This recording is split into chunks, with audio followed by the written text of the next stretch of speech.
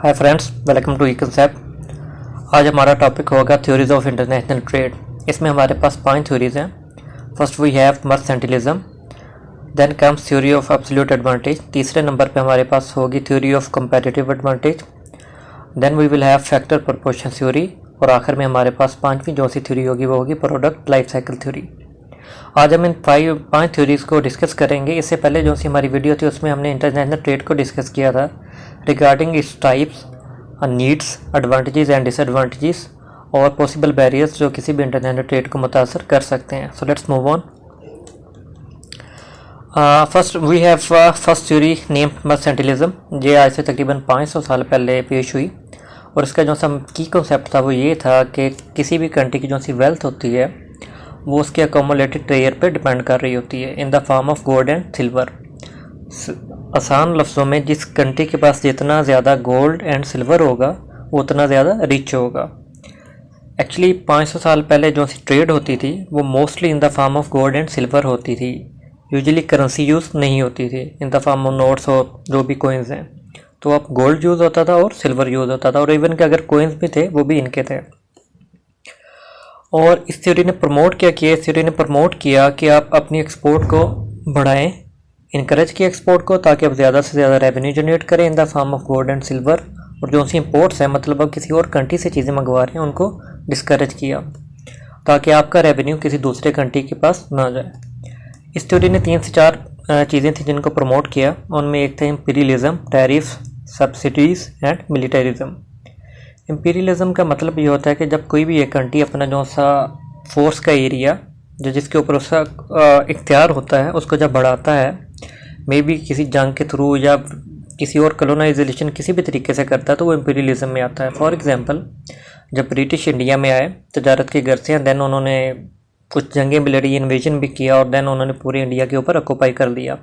तो उनका जो सा ऑक्यूपाइंग एरिया था ब्रिटिश गवर्नमेंट का वो बढ़ गया, और उनके पास जो सी रिसोर्स के पास जो सी कैपेबिलिटी थी रिसोर्स को हासिल करने की वो भी बढ़ गई। तो सेम वजह है कि हिंदुस्तान से उन्होंने बहुत से resources in the form of gold और सिल्वर और अदर रिसोर्सेज उन्होंने बरतानिया शिफ्ट किए। तो इंपीरियलिज्म था क्योंकि थ्योरी की ये कह रही है कि आपने गोल्ड एंड सिल्वर की फॉर्म में ज़्यादा से ज़्यादा वेल्थ इकट्ठी करनी है, तो थ्योरी ने इससे प्रमोट किया इंपीरियलिज्म को, ताकि आप ज़्यादा से ज़्यादा एरिया बढ़ाएं। टैरिफ्स टैक्सेस होते हैं जो से यूजुअली इंपोर्ट्स पे लगाए जाते हैं। एक्सपोर्ट आपने बढ़ानी है ताकि आपकी चीज़ें बिकें और आप रेवेन्यू जनरेट करें, लेकिन इंपोर्ट आपने कम करनी है। तो टैरिफ्स इंपोर्ट पे लगाए जा सकते हैं ताकि कम से कम चीज़ें इंपोर्ट्स हों। सब्सिडीज़, आप सब्सिडी दे सकते हैं किसी ऐसे स्पेशल सेक्टर में जिसकी आप एक्सपोर्ट बढ़ाना चाह रहे हैं, एक्सपोर्ट को आप इनकरेज कर सकते हैं। आप टैक्सेस में छूट दे सकते हैं। Militarism, it's very simple. जब आप हमने इंपीरियलिज्म की भी बात की, जब आप किसी और कंट्री के ऊपर मतलब ऑक्यूपाई करना चाहते हैं, जो उनके रिसोर्सेज तक एक्सेस हासिल करना चाहते हैं, तो लाजमी बात है आप मिलिटरिज्म को यूज़ करेंगे।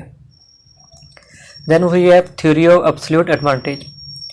It is a country's ability to produce a good or service more efficiently than its competitors. It refers to the superior production capability in a single area. Just wait a minute. लेज़र, yes, okay.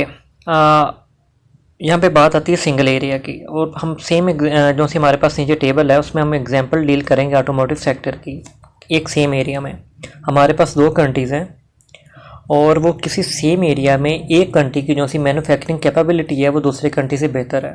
For example, हमारे पास यहाँ पे 2 countries हैं, country ए है और country B है, और यहाँ पे लेबर आवर्स मेंशन है फॉर प्रोड्यूसिंग 1 यूनिट। किसका यूनिट प्रोड्यूस करेंगे, वो कार का होगा या फिर वो बाइक का होगा। अब कंट्री ए है जो ये एक कार को प्रोड्यूस करने के लिए इसके जो से लेबर आवर्स लगते हैं वो लगते हैं 10 घंटे लगते हैं, जबकि बाइक को मैन्युफैक्चर करने के लिए उसको 5 घंटे लगते हैं। कंट्री बी है जो इसको 8 घंटे लगते हैं कार को बनाने के लिए, हालांकि कंट्री ए को 10 लगते हैं, इसको 8 लगते हैं, और कंट्री बी को बाइक बनाने के लिए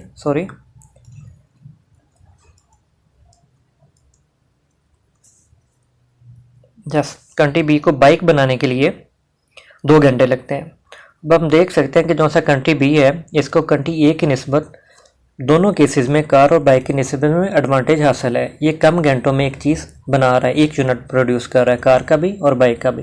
तो हम कह सकते हैं कि कंट्री बी को कंट्री ए के ऊपर एडवांटेज हासिल है, तो इसको हम कहेंगे एब्सोल्यूट एडवांटेज, क्योंकि उसकी जो सी मैन्युफैक्चरिंग कैपेबिलिटी थी, एफिशिएंट थी कंट्री ए की निस्बत कंट्री बी की।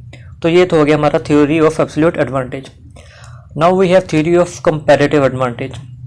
A country has a competitive advantage over another when it can produce a good or service at a lower opportunity cost.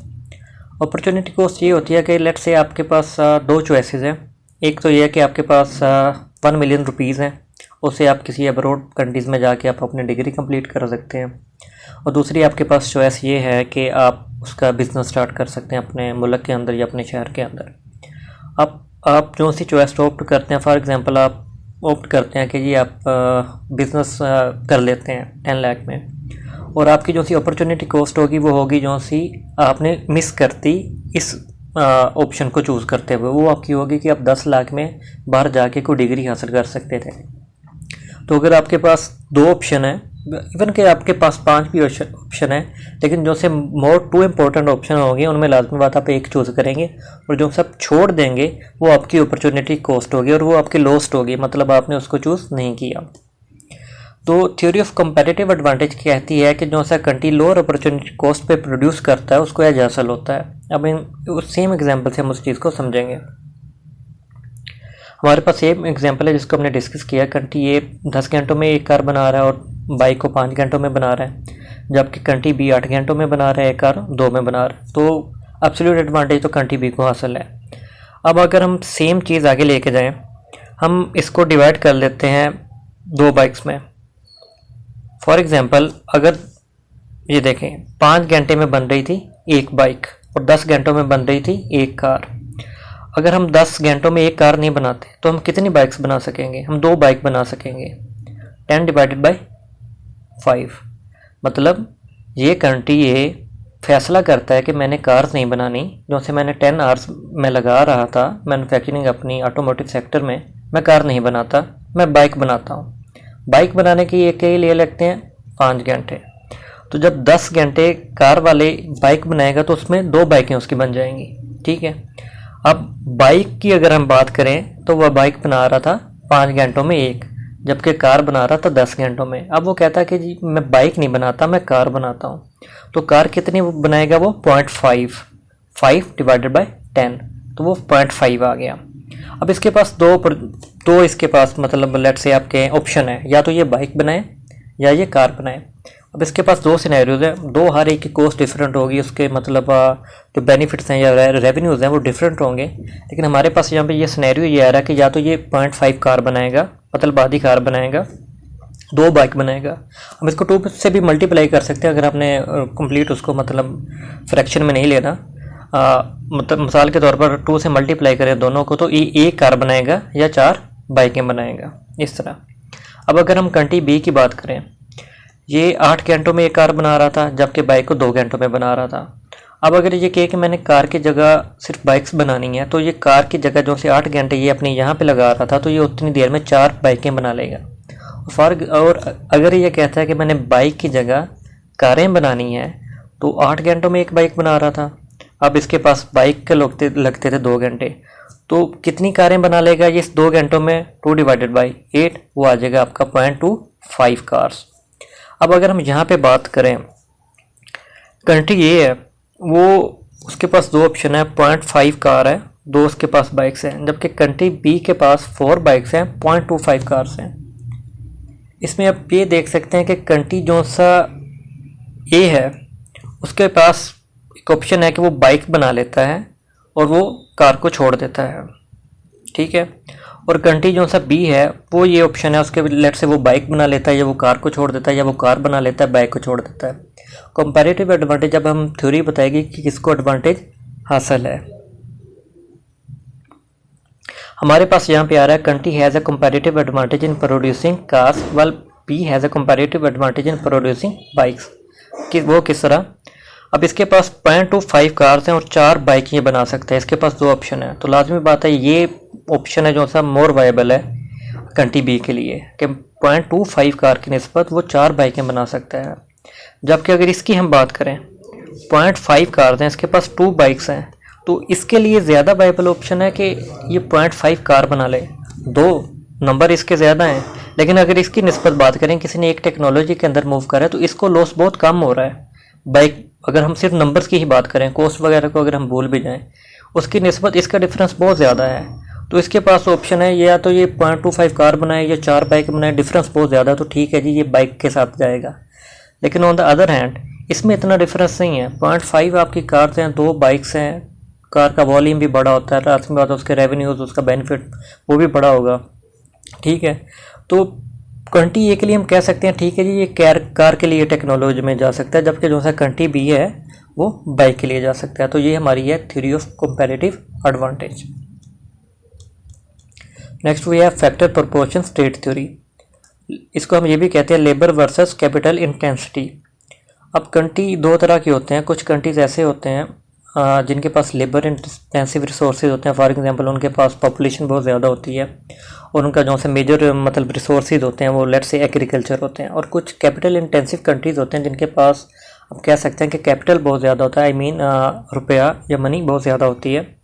तो इस थ्योरी का ये कहना है कि अगर कोई कंट्री लेबर इंटेंसिव है तो उनको उस प्रोडक्ट के अंदर इन्वेस्ट करना चाहिए जो सी लेबर इंटेंसिव है, और उन चीज़ों की अपना एक्सपोर्ट है उनको बढ़ाना चाहिए। और जो सा कैपिटल इंटेंसिव है उनको ऐसी चीज़ों के अंदर इन्वेस्ट करना चाहिए जिनके लिए कैपिटल ज़्यादा चाहिए होता है, और देन उन चीज़ों की एक्सपोर्ट बढ़ाना चाहिए। फॉर एग्जांपल ये हमारे पास एक एग्रीकल्चर शो हो रहा है और यहाँ पे आपको पता है कि एग्रीकल्चर वो लेबर इंटेंसिव होती है। तो ऐसा कंट्री जिसके पास लेबर ज़्यादा है, लैंड ज़्यादा है, तो उसको लेबर सॉरी एग्रीकल्चर के अंदर उसको एक्सेल करना चाहिए, और एग्रीकल्चर के अंदर जो सी प्रोडक्ट्स होती हैं फ्रूट की या वेजिटेबल्स की, उनकी एक्सपोर्ट की तरफ जाना चाहिए।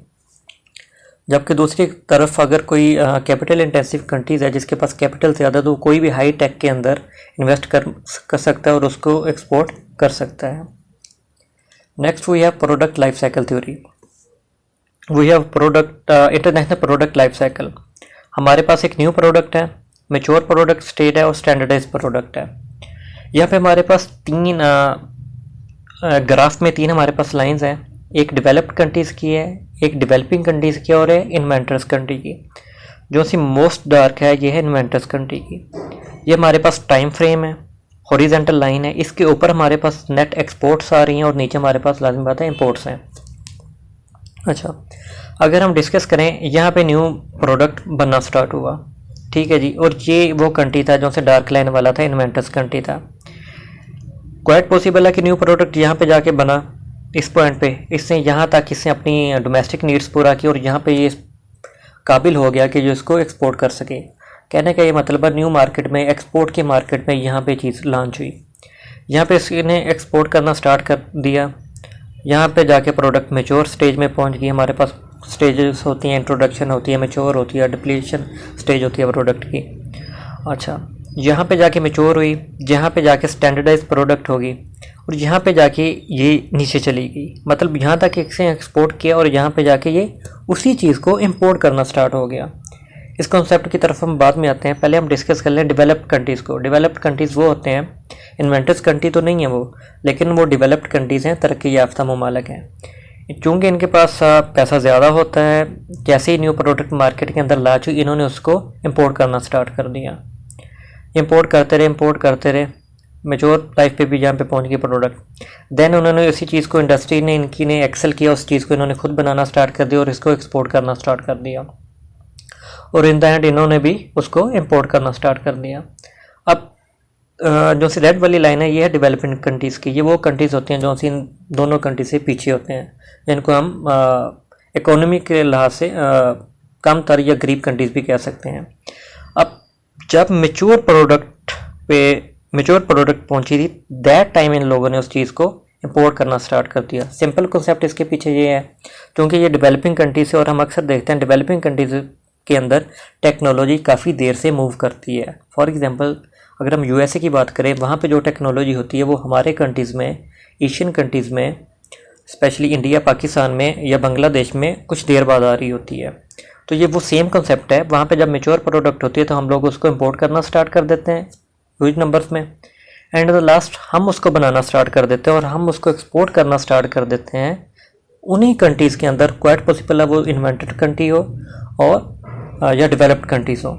अब इसमें अगर हम बात करें इस कॉन्सेप्ट की कि इन्होंने पहले उसको बनाया प्रोडक्ट को और इन्होंने उसको एक्सपोर्ट किया और देन इन्होंने इसको इंपोर्ट करना स्टार्ट कर दिया। अगर हम सिंपल मानों में बात करें तो जो से इन्वेंटर्स कंट्री लास्ट में बात है वो हाई टेक कंट्री है, क्योंकि उसने उस प्रोडक्ट को बनाया है, उसने उसको एक्सपोर्ट किया है। जो से इस तरह के कंट्रीज़ होते हैं वो कभी भी एक ही प्रोडक्ट के साथ सारी उम्र नहीं चलते, वो न्यू से न्यू टेक्नोलॉजी की तरफ मूव करते जाते हैं। जब वो एक टेक्नोलॉजी बनाते हैं उसकी एक्सपोर्ट से कमाते हैं और जब उसका प्रोडक्ट का लाइफ साइकिल एक तरह उनके नज़दीक कंप्लीट हो जाता है तो उस प्रोडक्ट को बना के नई टेक्नोलॉजी की तरफ चले जाते हैं। अगर हम मिसाल लें सिंपल एक टेलीविज़न की, तो पहले टेलीविज़न बड़े बिग साइज़ के होते थे, देन एलईडीज़ आ गई, ठीक है। तो जो से फॉर एग्जांपल के तौर में अगर हम बात करें कि टेलीविज़न पहले बनाना स्टार्ट किया यूएसए ने, ठीक है।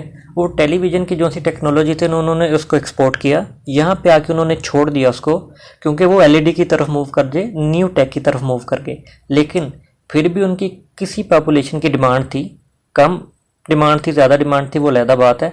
और उस डिमांड के लिए उन्होंने कोई अपनी इंडस्ट्री को इस्टेब्लिश नहीं किया, उन्होंने उसको इंपोर्ट करना स्टार्ट कर दिया और अगर जो सी भी डिमांड थी और ख़ुद वो एक न्यू टेक्नोलॉजी की तरफ मूव कर जाए।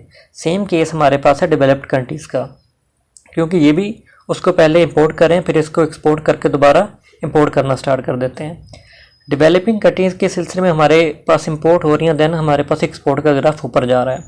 अगर हम टाइम के लॉन्गेशन के साथ चले तो ये भी कभी ना कभी यहाँ पे जाके दोबारा यहाँ पे आके ज़ीरो हो जाएगा, क्योंकि वो जो सी टेक्नोलॉजी होगी वो दैट टाइम ख़त्म हो जाएगी। सो गाइस ये हमारे पास पॉइंट हो रही थी। Please subscribe our channel E Concept. और हमारे पास जो सा नेक्स्ट टॉपिक होगा वो होगा बैलेंस ऑफ पेमेंट, जो कि इंटरनेशनल ट्रेड से किसी हद तक रिलेटेड है। इसमें हम बैलेंस ऑफ पेमेंट को स्टडी करेंगे, बैलेंस ऑफ ट्रेड आएगा, इक्विलिब्रियम और डिसइक्विलिब्रियम आएगा, जनरल रूल्स आएंगे इसके, और किसी भी डिसइक्विलिब्रियम को मतलब काउंटर करने के लिए जो हमारे पास मेजर्स होंगी उसको हम डिस्कस करेंगे। So thank you for watching, please subscribe my channel. Thank you again.